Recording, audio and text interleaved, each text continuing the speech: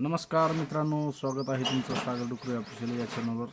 तर मित्रांनो, आजचा विषय असा आहे की खरंच आपण जे शेळी पालन करतोय, कोंबडी पालन करतोय, या शेळ्यांचे पिल्लं लहानचे मोठे करतोय, मोठे केल्याच्या नंतर मोठे झाल्याच्या नंतर विकतोय आणि आपण त्यांना आपल्या लेकरासारखं जीवापाड प्रेम करतो, जीव लावतो आणि नंतर 5-6 महिन्यानंतर आपण विकतोय. झालं कोंबडी पालनाचं पण तसंच आहे. कोंबड्यांना आपण खाऊ पिऊ घालतो आणि नंतर आपण विकून टाकतो. तर अशी कमेंट मला कालच्या व्हिडिओला होती, जे की आपण टाकलं होतं की सोन्या चांदीचे भाव तरी कमी जास्त होतील, पण बोकडाच्या मटणाचे भाव कधीच भविष्यामध्ये कमी होणार नाही. याच्यावरती आपण एक व्हिडिओ शेअर केला होता तुमच्यासोबत. तर त्याच्यावरती मला एक कमेंट आली की दादा म्हणे शेळी पालन तर करावं वाटतं, पण एक विचार पडतो की शेळी पालन केल्याच्या नंतर त्यांचे पिल्लं आपण लहानचे मोठे करतो, त्यांना चांगलं खाऊ पिऊ घालतो आणि 5-6 महिन्यानंतर आपल्याला ते पिल्लं विकावं लागतात, बोकड विकावं लागतात. तर ते आपल्याकडून पाप होतं आणि चांगलं नाही. आपण विकल्यानंतर ते कटिंगला जातात, असं बरंच काही कमेंट त्यांनी केली. तर दादा, माझा विचार चालला आहे, याच्यावरती तुम्ही एक व्हिडिओ बनवा की खरंच पाप आहे की पुण्य आहे. तर ही कमेंट खूप म्हणजे त्या दादांनी योग्य रित्या पाठवलेली आहे. पण विषय कसा आहे मित्रांनो, आज जीवनामध्ये तुम्ही शेळी पालन नका करू, कोंबडी पालन नका करू, तरी पण तुमच्याकडून कुठं ना कुठं पाप होणारच आहे.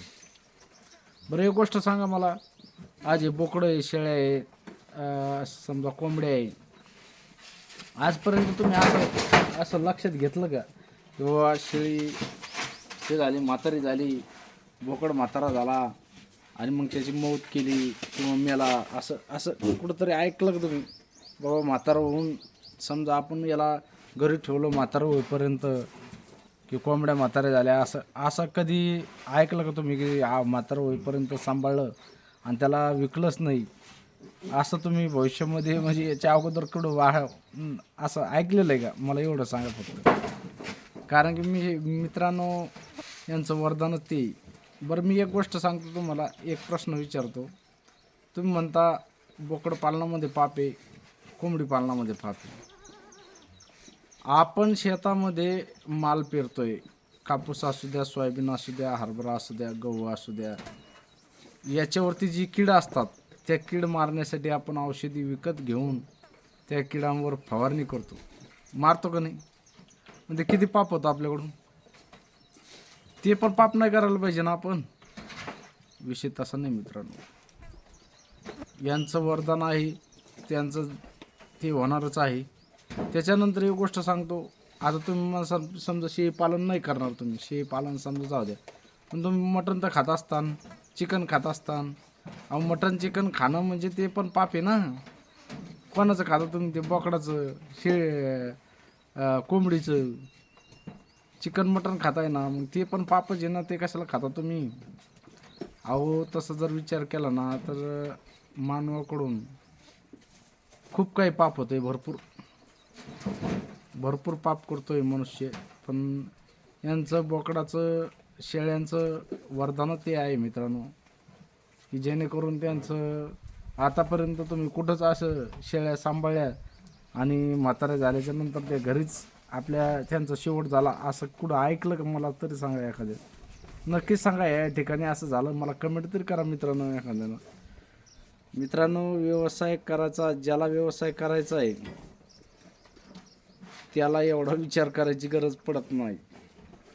आणि एवढा विचार करणारे व्यवसायात सक्सेस होऊ शकत नाही, व्यवसाय करू शकत नाही. कारण की व्यवसाय करायचं म्हणलं तर आपल्याला काहीतरी 4-2 पैसे कमायचे म्हणलं तर आपल्याला एवढा बारीक विचार करून जमत नाही. आज तसं जर पाप जर असतं तर आज हजार शेळी पालन, 1-1 लाख कोंबडी पालन लोकांना केलं नसतं, एवढं मोठाले फार्म उभे केले नसते. आज शेळी पालनामध्ये रोजचं किती मटण विकतंय आणि किती बोकडे करतात याचा विचारत नाही. परत एक दुसरी कमेंट आली दुसरी कमेंट अशी आली की दादा तुम्ही म्हणता भविष्यामध्ये कधीच बोकडाचं मटणाचा भाव कमी होणार नाही,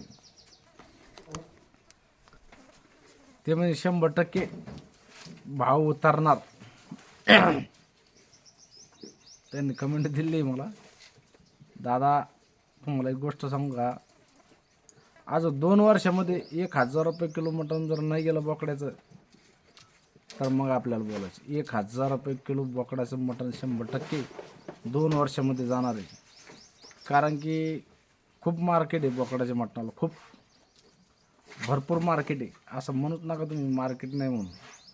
आणि हा व्यवसाय लॉसमध्ये येईन असा विषयच नाही. भविष्यामध्ये भाव कमी नाही वाढत जाणार आहे. मी काय म्हणतो 2 वर्षामध्ये 1000 रुपये किलो बोकडाचं मटण जाणार आहे.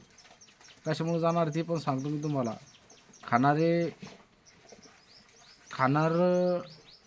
खाणारे व्यक्ती वाढत चाललेले आहेत. बोकडाच्या मटणाला खूप मागणी आहे. आज एक जर भाग्यश्री हॉटेल जर म्हणलं तर तिथं 18 ते 20 बोकडं एका दिवसाला लागत आहेत. 20 बोकडं जर एका हॉटेलला लागत असतील तर विचार करा तुम्ही, हॉटेल किती आहे अशा. भाग्यश्री हॉटेल, भाग्यश्रीसारख्या, 777 आहे, 999 आहे, असे काहीतरी आहेत, बरेच आहेत, मला नावं नाही आहेत त्यांची. माझं म्हणण्याचं तात्पर्य एकच मित्रांनो, हॉटेलची द्या सोडून पण असे पण भरपूर खाणारे आहेत. आणि अशी जर मागणी असल्यानंतर भाव खरंच कमी होतील का बरं बोकड्याच्या मटणाचे? कधीच होणार नाही, कधीच. मित्रांनो, पाप पुण्य हा जर विचार करत बसलो ना तर आपण कुठलाही व्यवसाय करू शकत नाही. कोणत्याही व्यवसायामध्ये आपल्याकडून पाप पुण्य होणारच आहे. एवढा विचार करत बसणं म्हणजे आपल्याला व्यवसाय न करण्याचे हे संकेत असतात. कारण की आपल्याला फक्त बहाणा लागतो, याच्यामध्ये आपल्याला असं होत नाही, त्याच्यामध्ये तसं होईल, मग आपण असं केलं ना आपलं असं होईल. 100% याच्यामध्ये आपण सक्सेस होऊ शकत नाही. व्यवसाय करायचा म्हणला तर ठाम निर्णयानं आणि विचार करूनच व्यवसाय करावा लागतो. याच्यामध्ये पाप आहे आणि याच्यामध्ये पुण्य आहे. 100% तुम्हाला सांगतो, याच्यामध्ये माणूस सक्सेस होत नाही. त्याला ठाम निर्णय लागतो आणि ते निर्णय जर ठाम असेल तुमचा तर कुठल्याही व्यवसायामध्ये तुम्ही 100% सक्सेस होता. जीवनात आल्यानंतर पाप होतच, पुण्य करून कोणीच जात नाही. आज मला तर नाही वाटत की कोणताच माणूस असा एकदम पुण्यवान म्हणजे धर्तीवर आला आणि पुण्य करून गेला. काही पाप त्याच्याकडून घडतातच. किती प्रयत्न करा तुम्ही, किती निष्ठावंत वागा, काही चूक होतीच.